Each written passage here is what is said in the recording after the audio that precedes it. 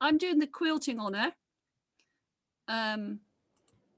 Okay, so I was asked to do this because it's one of my my interests, and I did a lot of it last year because obviously couldn't go out anywhere, couldn't go and see friends, so why not do something? So I got into quilting.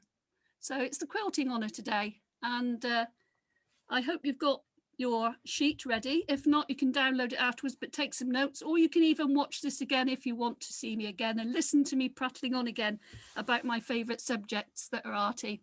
So your first question on there, I can't remember if I can go back or not, because I don't know if I can go back. Oh yeah, let's go back. Right, so these are the requirements for the honour. So what is a quilt? How is it used? What are the three main fibres used in the interlining, which is the middle layer of quilts? What are two common methods of designing in a quilt? And define a crazy quilt. A crazy quilt is one of my favourites because I'm a crazy person. What is the difference between yarn tying and quilting? And what are the steps to making a quilt? So those are all the questions that you will have to find the answers to in my presentation. And then the last two are the practical things that you need to go and do. So once you've learnt and gone through all those questions and learned all the answers, you will then go away and you will make your own. It doesn't have to be a massive, great quilt.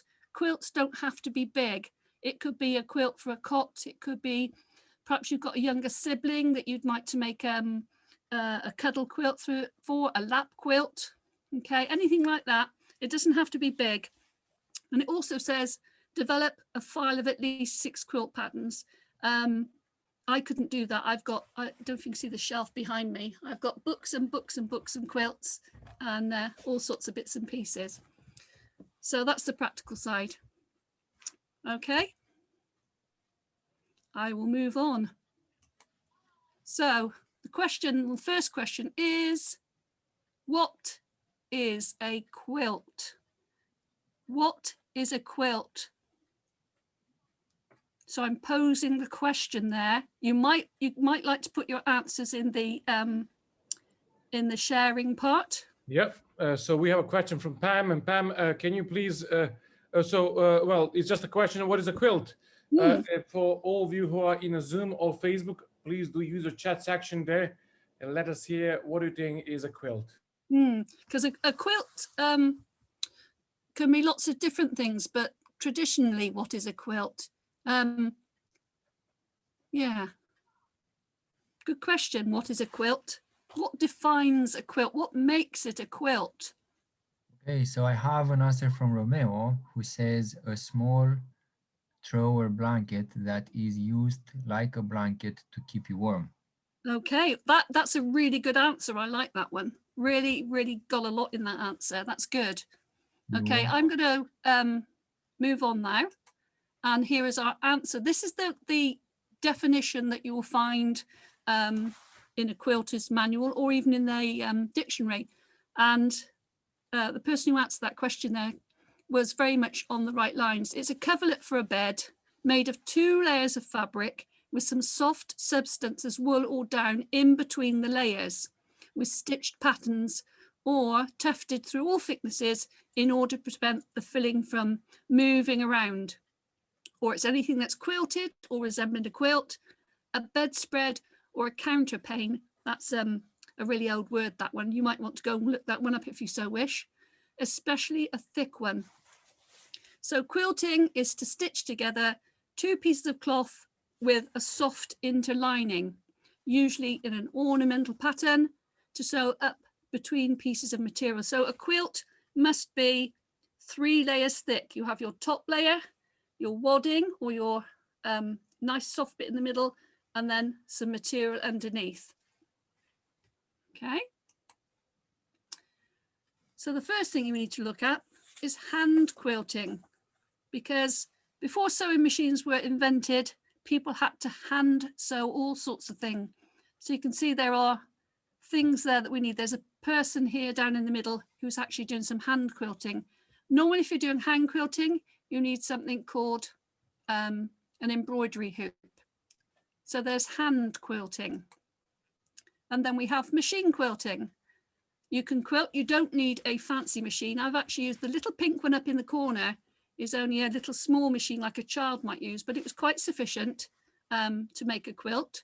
So there are different types of sewing machine, but you don't necessarily need a big fancy one. So quilting can be done by hand or by machine. I sometimes do it by hand, only on small projects though. You can see the chap in the corner, he's doing a traditional quilt. It's a very thick one, and he's actually hand sewing all of that there. And in the middle, we've got a picture of a diagram of what constitutes a quilt. So we've got the top layer, then in the middle, they either call it batting or wadding, and then underneath is another layer. And again, somebody down in the corner having a go at some hand quilting. So quilting is stitching across the layers that you've put together. So how is a quilt used? What use have you got a quilt in your home? What do you use your quilt for? There's another question for you. What's the practical use that you use a quilt for? Okay, even if we have some pictures, let's see. What is the practical way to use a quilt?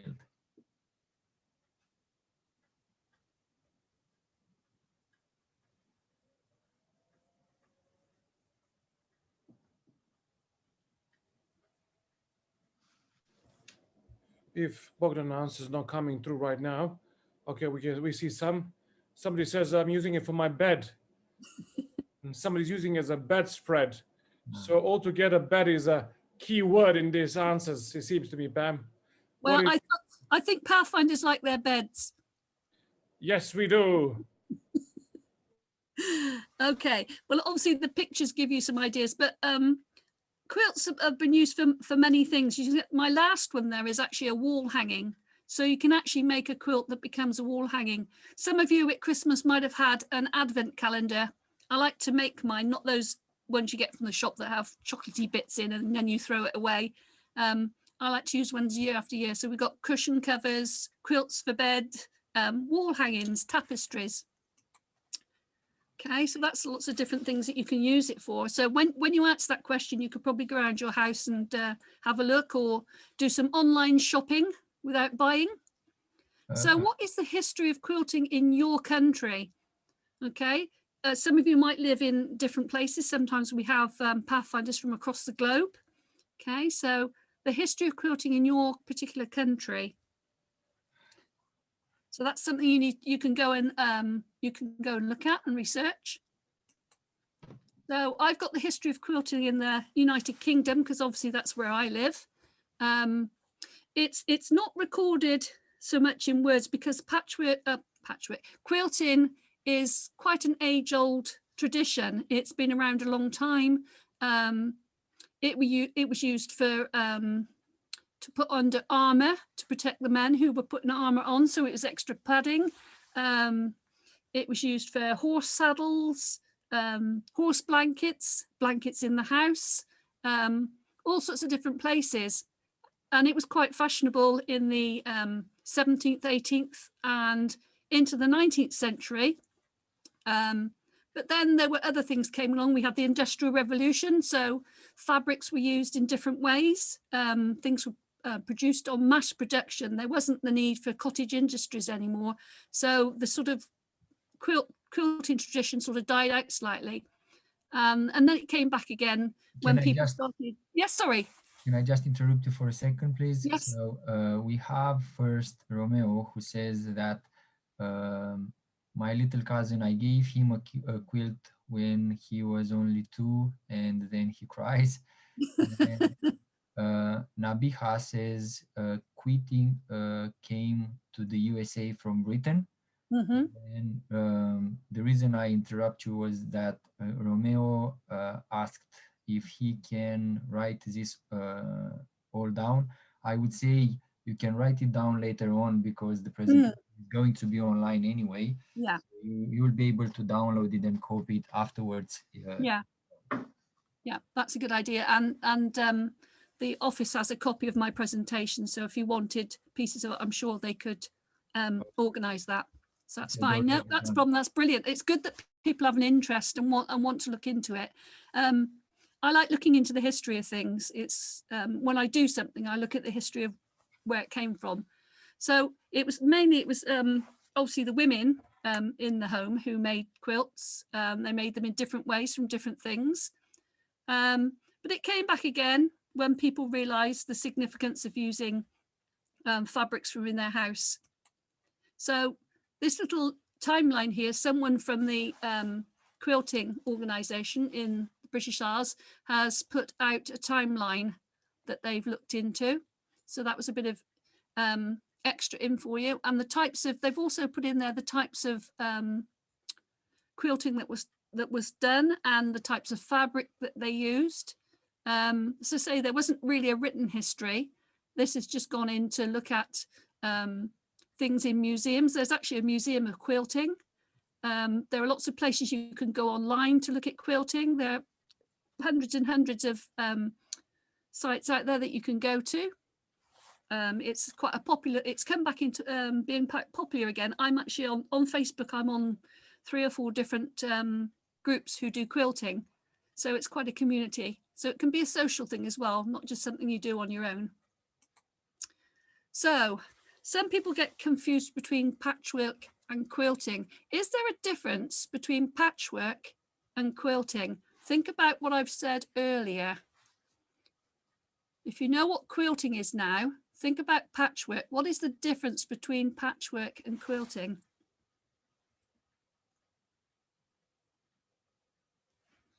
If you know what's the difference between patchwork and quilting, please write it down on our chat on Facebook or Zoom.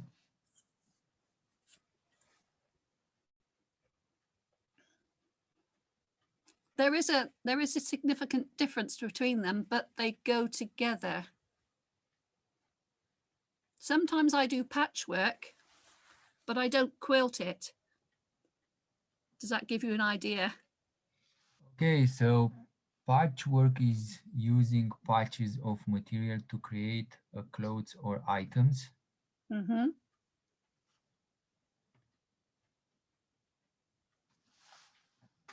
Okay, that's correct. Patchwork is also known as piecework or pieced work. It's when you just stitch pieces of cloth together to make a tablecloth, to make an item of clothing. Okay, it can just be pieces of cloth put together. And the next comment says, quilting is just any different silk that is all the same. Okay, so quilting then, it's derived from a Latin, which is colchita, which means a stuffed sack. Okay, so it came from, actually, if you think of your, as a Pathfinder, your sleeping bag, that's a stuffed sack in a manner of speaking.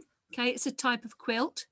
So yeah, but quilting, okay, you can do patchwork, you can stitch pieces of cloth together to make something, but quilting is when you then use a stuffing or a wadding and another layer underneath to bind your quilt. So quilting is more than one layer, okay?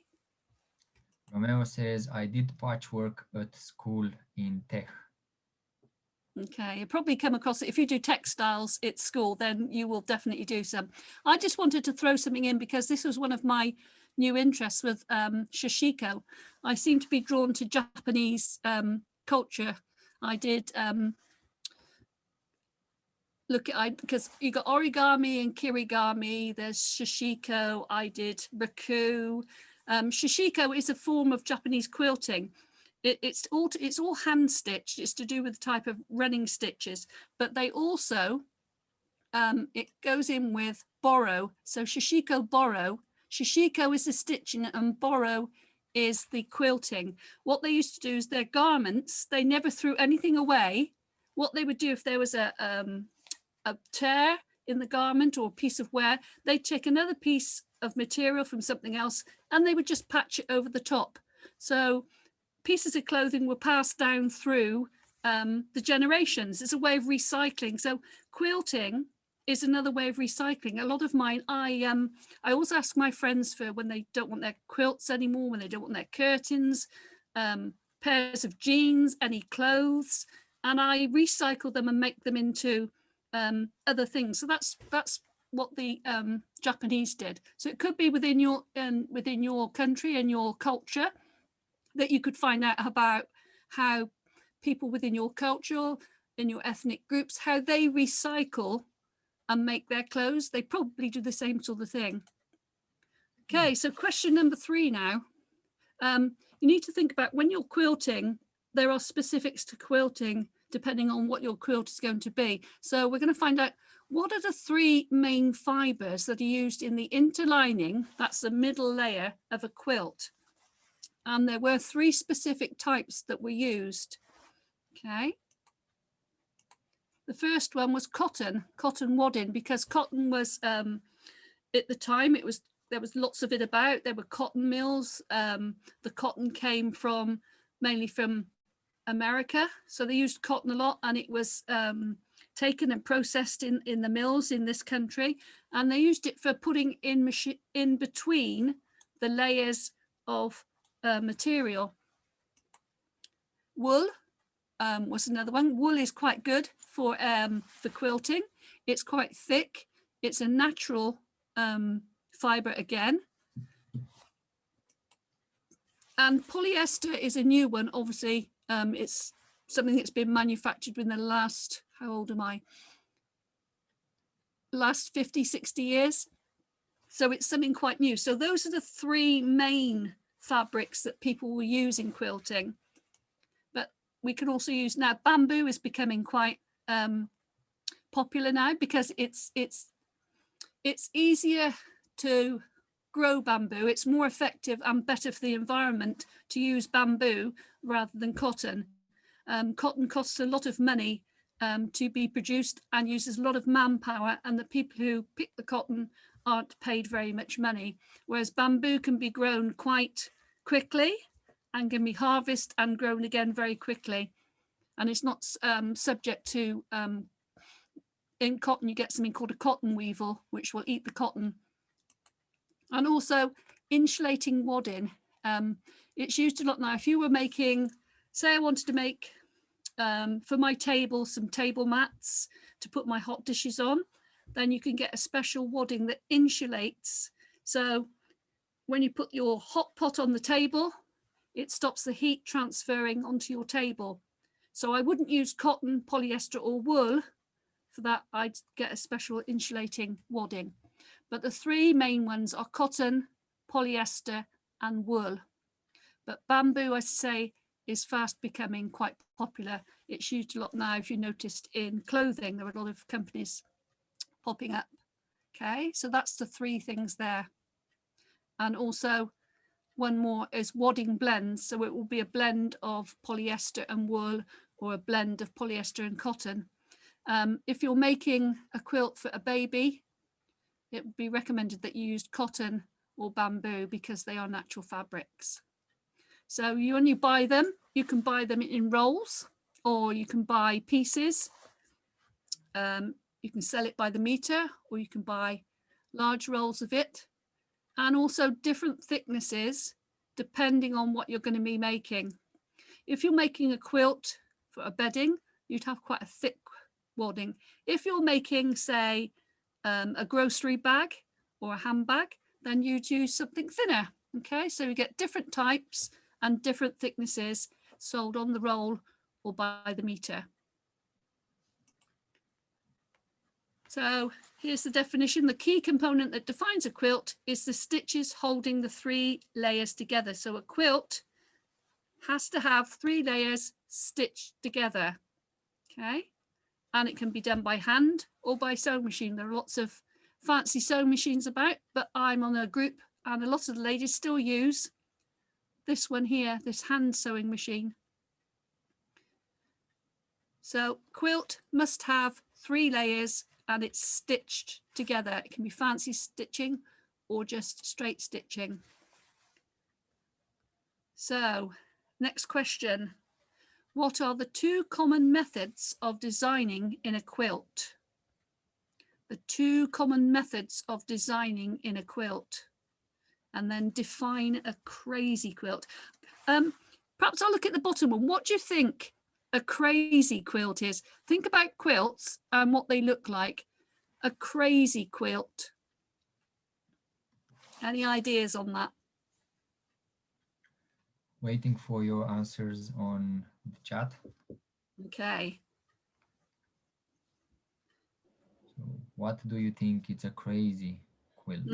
I make a lot of crazy quilts. A large colorful quilt. Okay. It certainly may have a lot of colors in it. Using many different patterns and colors on the top clothes. Says, Okay. yeah. Yeah. Be made up of all sorts of different colors, different sizes of fabric. Yeah, well done. Lots of By its patterns. name.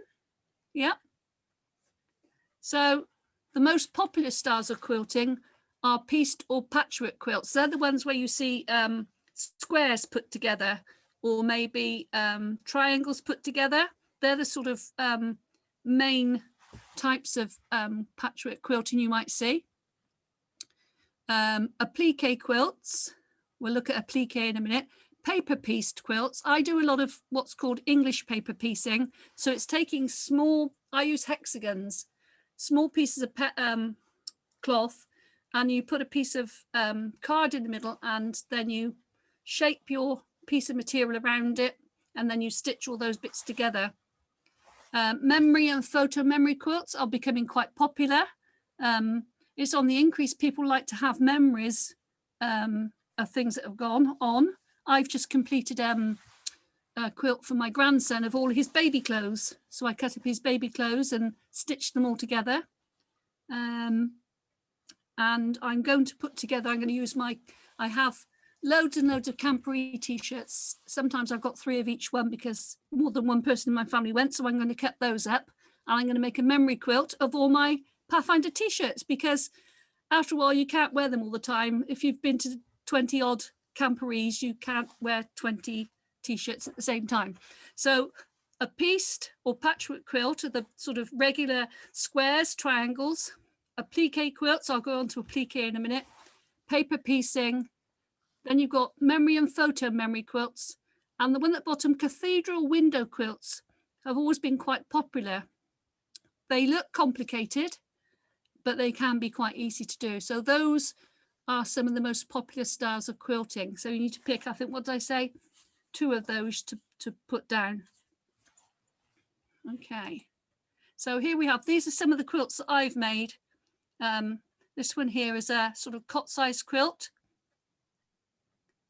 This one I haven't finished. I need to put, oh, did I? Oh, I did finish it. This is a picture before I finished it. But you can see that I've put together, it's mainly squares on these. Okay. So that's sort of quite traditional. That's pieced patchwork quilting. I did have some other pictures, but my my phone on which my picture on wasn't talking to my PC, so I couldn't download anymore. I have lots. Okay, so that's pieced patchwork quilting. Applique. Does anybody know what the term applique is about? It's not just used in quilting, it's used in other sewing. Applique, anyone? So waiting for your answer. Tie.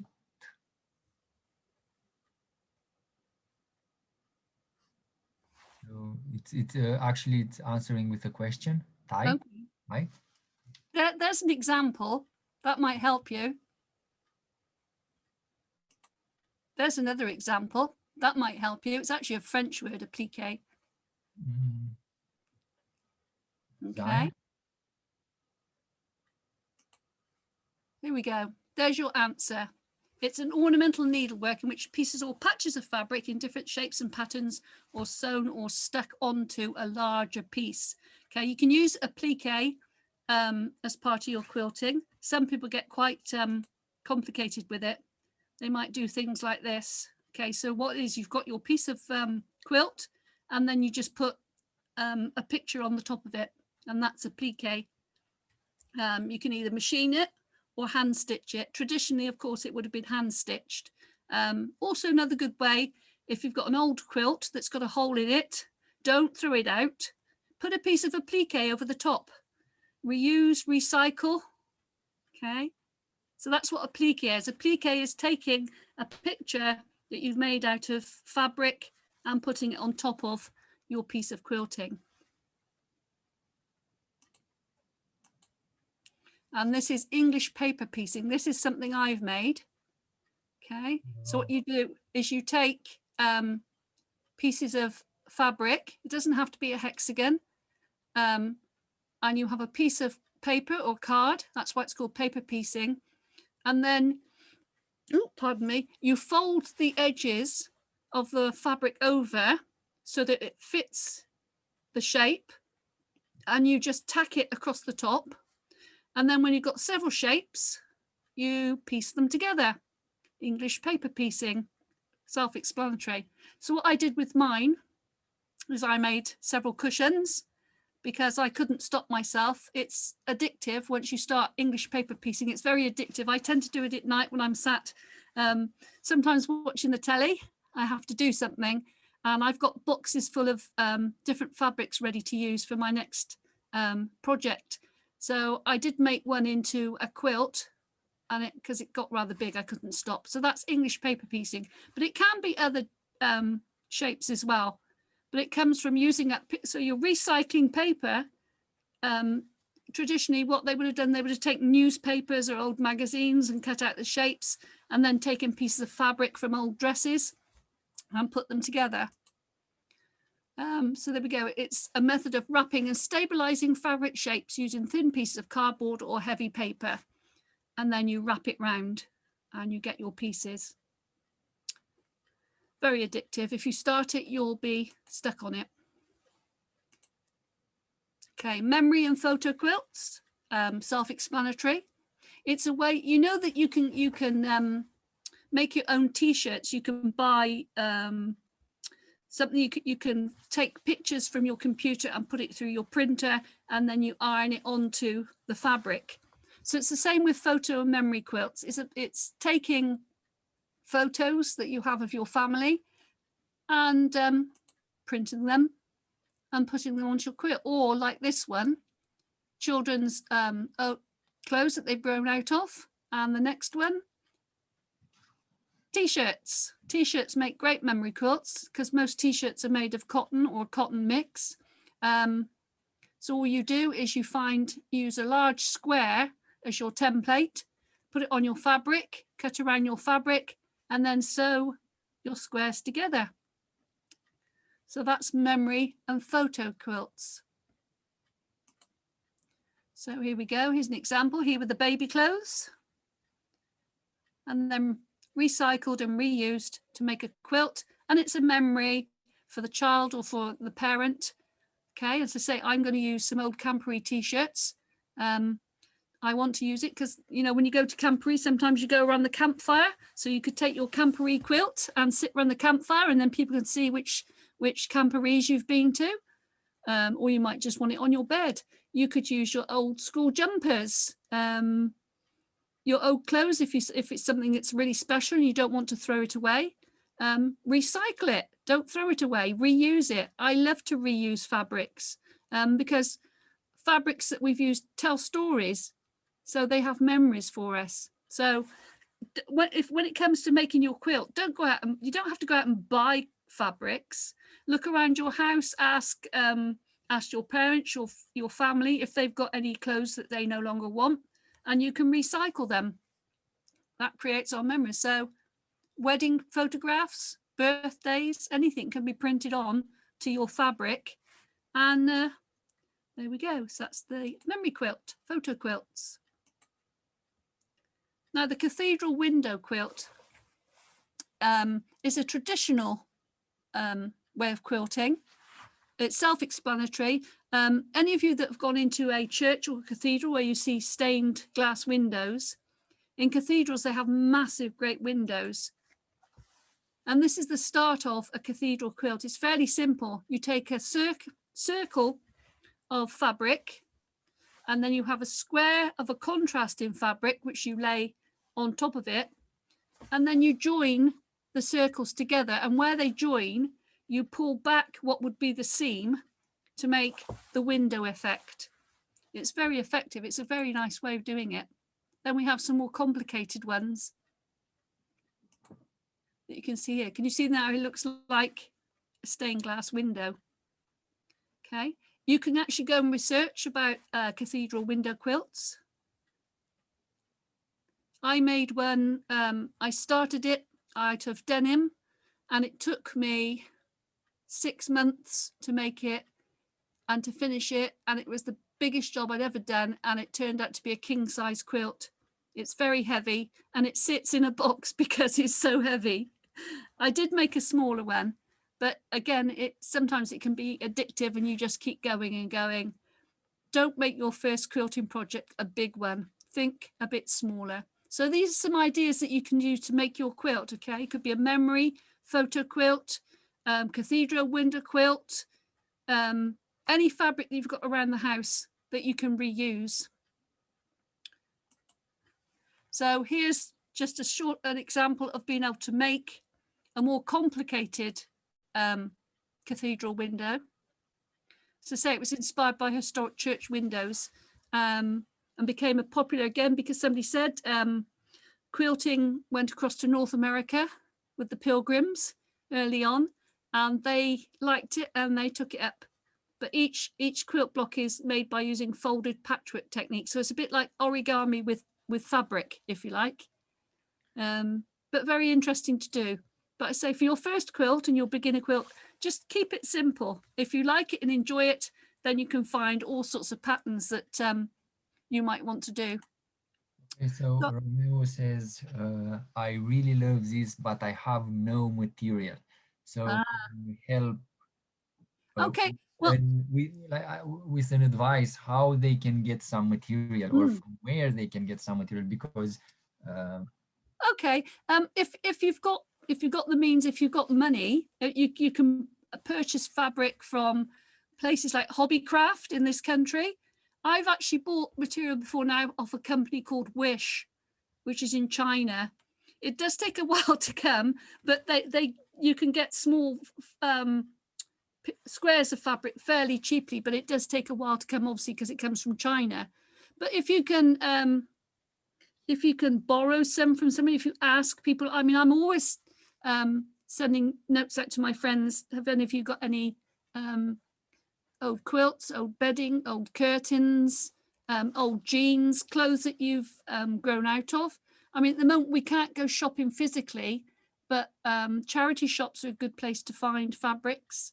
They quite often sell bedding and curtains, things like that. But have a look around your home first. See if there's anything. Obviously, ask your mum. She's the one that will probably be able to find it, or whoever your adult carer is within your home. They might have something that they can. Or if you've got camperee t-shirts, make yourself a memory quilt.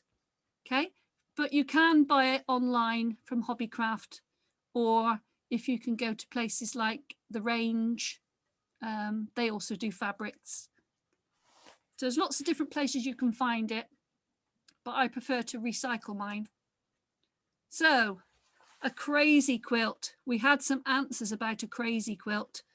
I love my crazy quilts. I use it. What people do is they call them crumb quilts as well. It's a way of using up, when you make a quilt, you sometimes have, I've got a big box down here of offcuts or bits of strips or little bits of fabric that I don't want to throw away because I like to use up as much as I can. I use everything that I can. I like to recycle. So a crazy quilt is used for textiles. It's like somebody said, it's crazy patchwork. It's using up all different colors of fabrics, patterns in fabrics, small pieces, long pieces, and putting them all together, joining them up. You can often join up small pieces together to make another square.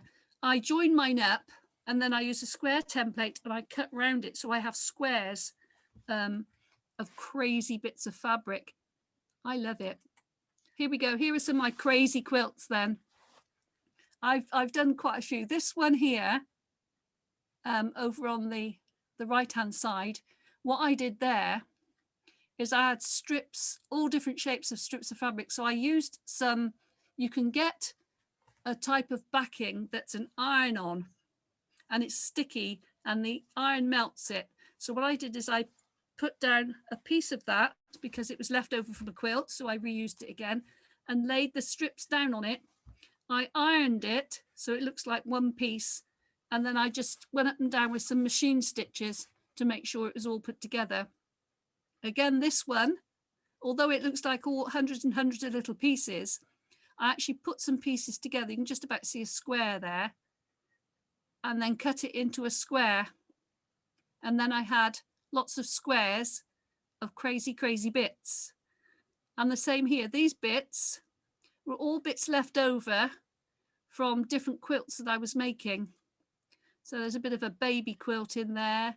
That was a patchwork dog that I made. That was off an old sheet. What did I made my friend something with that one, I think. So they're lots of bits of pieces, and all I've done is sewn them together and then cut them into a shape to make another quilt. So that's a crazy quilt. It's just one that's just made up of bits and pieces, my favorite sort of quilting. Okay, so quilting was traditionally done by hand many years ago. There's something called yarn tying and quilting. So can anybody think, one of the adventure honours, if you were listening to an adventure honour, somebody asked what yarn was. Yarn is like cotton or wool or twine. That's a type of yarn. Okay. The difference between yarn tying and quilting.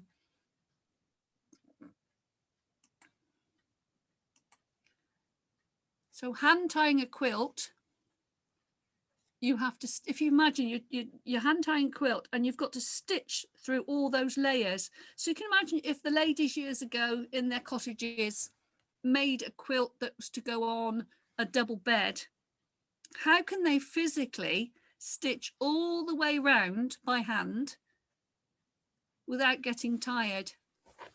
Well, what they used to do was they used to take a piece of nice strong yarn on a needle and poke it through the fabric, pull it through, and then knot it. Okay, so all across the quilt you would have pieces of knotting like here. These bits here are basically, it's not quilted, it's yarn tied.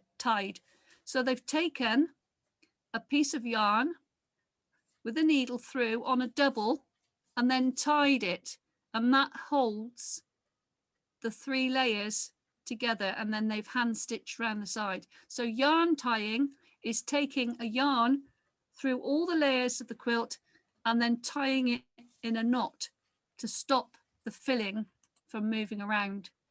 Whereas quilting,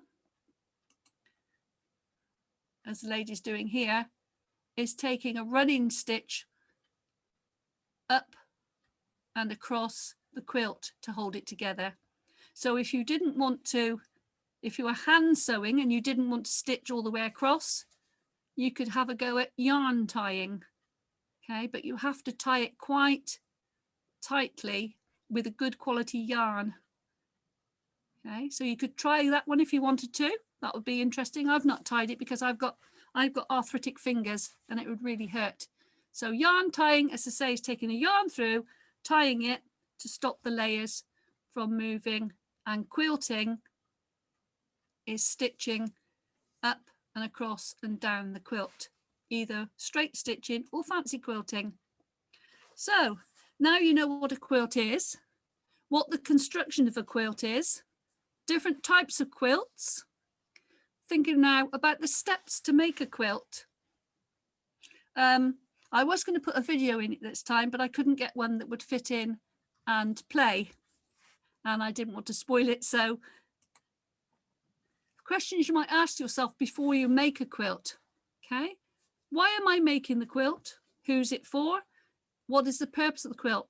Okay, so before you make your quilt, because in section 6 for the practical, you have to make a quilt. Ask yourself a few questions. What's the quilt for? How big's it going to be? What fabrics do I have? Am I going to hand stitch? Am I going to machine stitch? Okay. Is it for me? For someone else? So that's one of the first things you do before you actually make the quilt is what's the purpose of the quilt going to be? Why am I making it? So next thing is you gather your tools and fabrics together. So I've got a list of the things you may need if you've got them at home. Good pair of scissors is always good. Nice sharp scissors. A ruler. If you want nice straight pieces, use a ruler. Pins. Okay, it might be straight pins. It might be safety pins. Yarn, cotton, fabric, obviously. You're going to need something to wad it. So, sorry, Romeo is asking, what is this requirement called? Which one? I don't know, the one you presented. Okay, I'll use my, I don't know if you can see my cursor. So we've got sharp scissors. This is called a rotary cutter, this one. Quilters use quite a lot because it instead of where scissors, you've got to physically use your fingers and it's quite hard. A rotary cutter, you can go straight up along the ruler. The type of ruler you need is that quilters use normally would be a plastic see-through one that's got measurements on it. If you haven't got one, don't worry, okay? You can use an ordinary ruler to make your lines. Use whatever you have to hand. I'm not expecting people to go out and buy all sorts of fancy bits and pieces. Use what you have to hand, okay? Pins, straight pins, safety pins are good for holding all of the fabrics together. This is a bobbin from a sewing machine that's on there. Fabric, whatever fabric you want to use. Wadding, okay? On the wadding front, maybe you might have, lots of people tend to use fleecy throws on their sofas or on their beds. Okay, if you've got one of those, you could use that as a wadding. Okay, you may need an iron. It's always good to iron your fabrics to make sure that they haven't got any creases in them. Because if you cut out a piece of fabric that's wrinkled and you've cut out several pieces and you have a piece that isn't wrinkled, the wrinkled piece may be bigger. Okay, so have an iron handy. And some useful tips. Okay, good sharp pair of scissors. A cutting mat if you have one, or you could use your a chopping board if you've got one in the kitchen, if you're allowed to. Ruler as a cutting guide, always good. There's no saying that says measure 3 times, cut once. Okay, if you want your quilt to be nice and even, it doesn't matter. Sometimes my quilts are quite wobbly. I don't mind. Plenty of pins, say straight pins or safety pins are quite good because they can go through all the layers. Especially if you're hand sewing, make sure you pin it really well. Otherwise it tends to move. And if you're going to do the yarn tying, obviously that's important too. Make sure, if you're going to use the sewing machine, make sure that the thread that you use on the top of the machine, that's the bit that goes over the top, and the one in your bobbin match. Otherwise, when you start sewing, it could jam. Fabric pieces, if possible, should be the same type of fabric. So if you're going to use cotton, make sure that all your fabric is cotton. Or if it's a mix, make sure there's the same fabrics because they stretch in different ways. Polyester really stretches, whereas cotton remains quite rigid. And lay out and plan how you're going to put your quilt together. Am I going to have just strips of one colour? Am I going to make it like a checkerboard? So you could do yourself just a little picture so that when you come to do it, you've got a guide to follow. And then obviously the batting, the wadding will determine how thick your quilt is going to be and what your quilt is going to be used for. If it's going to be used on a bed to keep you warm, or a throw, you might make a throw for an elderly relative to keep their knees warm, so it needs to be quite warm. So those are things to think of. Okay, don't worry about if totting down too much. You can always go back and look at the presentation again. Just some ideas for you. So if you use a sewing machine, it's obviously good because it's less time consuming and it's easier. But have a go at hand sewing if you want to. Hand sewing is good as a starting point if you're making something small. Okay, whatever you have at home, whatever is to hand, you don't have to go out and buy fancy equipment. I didn't start out that way. I've only built my equipment up over the last few years because it's something I'm interested in. Okay, don't go out specially and buy fancy things. Use what you have at home. An iron is a good thing to have access to because obviously, as I said, you need to iron your pieces of fabric just to make sure that they're nice and tidy. But it doesn't have to be expensive. Use whatever you have in your home. All right, don't tell your adults, your carers, that I've told you to go and buy lots of fancy things, because I haven't. Okay, so making your quilt. Again, here are some of my examples. Okay, I usually start out with a nice pile of squares if I'm doing a square one. And I get those all ready. I cut out all my bits ready. Always be prepared. Thinking about your pattern. To begin with, it doesn't have to have a pattern. It can be random squares or triangles or whatever size you want. Squares are a good way to start though. They're easy to cut out and they're easy to put together, okay? Just a basic pattern to start with, nothing fancy, okay? You can look online. There are lots of online patterns that you can look at. You can make up your own pattern if you so wish. Be creative. Use a piece of graph paper or squared paper. You don't have to purchase a pattern. You can make your own, okay? But I say it's easy when our rows, straight rows, or like this one I've made, two different contrasting fabrics.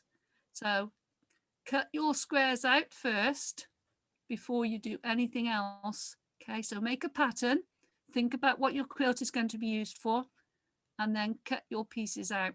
Larger pieces obviously will be better and easier to use than lots of small pieces. So here we go, simple steps again. Cut and arrange your pieces. Sorry to ask something from Nabiha. Okay. But at the front of the quilt, these are different patterns and colors. Is it the same for the back of the quilt? That's a good question. Sorry, I didn't get to that. No, the back of the quilt can be a plain colour. It doesn't matter, okay? It can be both on the same size, but most people just use a plain colour on the back. And the same for the binding, just a plain colour or a contrast colour. If your quilt is like mine, I showed you, mine was orange and yellow on the back, I just used a plain colour, okay? Once you're happy with your arrangement, you need to pin your rows, you need to pin your squares into rows. So you've got a strip of square pieces together. And then when you've got your strip, then you sew your strips together. So it's a cut them out, arrange them how you're going to put them down, or it might be random. Sew them together in strips and then sew each of the strips together. So you go from one strip, next strip. So you go across and then you've got all your strips instead of trying to go across that way. If you sew them across that way and then try to sew them together, it's much trickier. If you sew them into nice long strips, into columns, then it's easier. So sew each column or each row before you do the next one, making sure that as you go, use your iron to press the seams open so it's nice and flat. Okay, and keep checking that it's nice and flat. And when it's all assembled, you can then start your layering. Okay, so your top layer, then your batting, and then your bottom piece. Your batting can be slightly smaller than your top and bottom because you will have some seam allowances. So pin it all together, trim it if it's necessary to square it all up, make it tidy. And then you can begin to sew your layers together. Okay, you can either just go up and across, or you could just go across. Okay, as long as you stitch them all together. And if you're yarn tying, then you may go every other square or every square. Okay, to learn them together. We okay so far? Okay, we have a question. How do we choose the pattern if we don't have one? Well, it's just basic. It's if the most basic way is to use squares. Okay, cut squares. It could be 4-inch squares, 5-inch squares, whatever size you want them to be, just squares. Okay, just that shape. And it can be random colors. It could be a rainbow quilt. Doesn't have to have a pattern. You can just put them into arrangement that you like the look of. Okay, or you might want to go red square, green square, red square, green square. But I would just do a random one as your first one. Just keep sewing them into strips, but try not to get 2 colors of the same next to each other. See if you can make it really random. Is that okay, everyone? Thank Please just put a yes in the chat if you're okay so far. Yes, yes. So yes, we are. Okay, well, I shall go onwards then. So here I have a plan of a quilt. Now this one's a bit more than just squares, but it could be squares. What I've done is I've subdivided some of my squares. Okay, but I've made a plan, okay, of my quilt. I've decided which colors are going where. This is not a random one. This is a planned out one. But if I were you, just start with a random one, unless you're really, really confident, but always make a plan. If you make a plan, you know where you're going. Okay, so make a plan, put them down if you've got your colors. And then when you've cut them out, lay them down on a table so you can see it physically in front of you. Maybe if you've got a mobile phone, you could take a picture, a quick picture to remind you. It's what I quite often do. So I'll draw my plan. I arrange my pieces of fabric, and then I might take a photo just to remind myself where they go. Okay, so do your plan first. And then there are the steps you follow. So I've got my ruler and my fabric and my means of cutting it. And then I've cut it into squares. You can either cut your own fabric into squares, or you can buy fabric squares. Okay, whatever you choose, doesn't matter. Obviously, if you cut your own, it takes a bit more time, but it means that when you've made it all yourself because you've cut the fabric as well. Okay, so remember, measure carefully, or you might have a square template. Make yourself a square template out of some very thick card. So plan it, cut your fabric carefully, measuring it. Okay, and then set your fabric down so you know which ones are in which row. So I might have, row 1 might have 4 fabrics. It depends how big you want your quilt to be. Think about how big your quilt is going to be, and that will determine how many rows and how many columns of squares that you will need.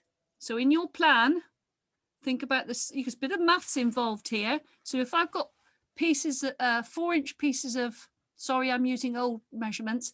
If I use 4-inch pieces of cloth, how many 4-inch pieces of cloth will I need for a quilt that is, sorry, I'm using old measurements again because I'm an old person. If I wanted a quilt that was 3 foot by 4 foot. Okay, if you've done your maths, if you know maths, you can do your square, how many squares you will need, and work that out. So do your plan, How many squares will you need across, and how many will you need down to make the size of quilt that you need? So we've got our fabric, we've measured, we've cut, we know our plan, and now you can lay them out ready in your rows. And then you can stitch together, pin, and then stitch your rows together. If you're using a machine, it will be fairly quick, and we use a 1/4 inch seam allowance, okay, not very much. But if you do it by machine, you must use the same measurement on your seam allowance on each of your squares that you join together, and then on your rows to make it even. As you're putting your rows together, when you come to stitch one row to the next, you can match up these seams here on the squares. If your squares are the same size and you use the same measurement on the seams, they will match up, okay? So pin it together, lay it out, make sure it is how you want it to be before you stitch it, okay? So here we have our rows ready. I've got 2 rows there. Then make sure you iron it to make it flat, okay? Press your seams to make it flat. Make it even. And then once you have your rows, you can now begin to sew your rows together, matching up your seams to make it nice and even. So pin it, measure it, cut it, pin it, sew it. Make sure you have the same seam allowance. And then put them all together. This one's quite a nice one, it's quite random. And then iron that before you think about putting your wadding in and your backing. Any questions thus far, or is it nice and clear for everyone? Any more questions?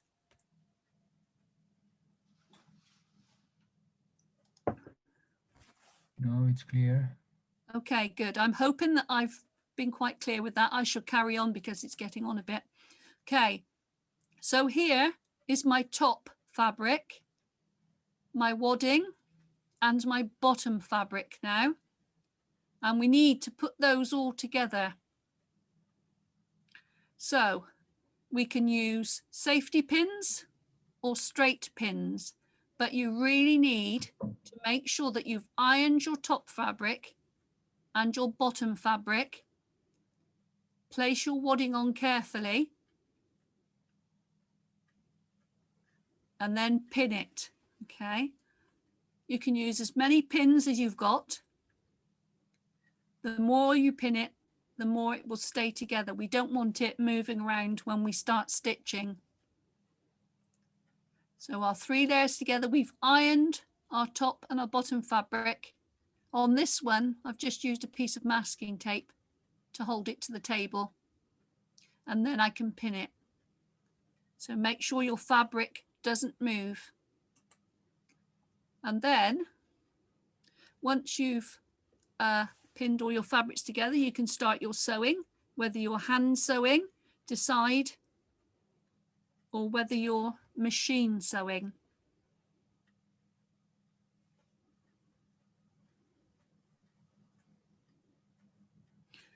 And that's the end of my presentation. Now on this last slide, there are 2 references here. WikiHow. If you go to that web address, it gives you a step-by-step on how to make a quilt. And it shows you picture by picture and also has a video. Okay, so wikihow.com. I was going to put it into this video, but I couldn't quite get it to work. But there are lots and lots of quilting sites out there. There are lots and lots of places you can find out how to make a quilt. YouTube There are lots and lots of places on that. I use it quite often to look at different quilt making, and there are lots of people out there doing it. So if you've got all that, or you're still not quite happy, you can re-watch this presentation or go to YouTube, or this WikiHow one actually was quite good. It was really easy to follow. I'd recommend that one. And I think that is the end of my presentation. So thank you all very much for listening to me witter on about one of my great interests of the moment. I'm sure within the next couple of years, I'll find something else to take my interest.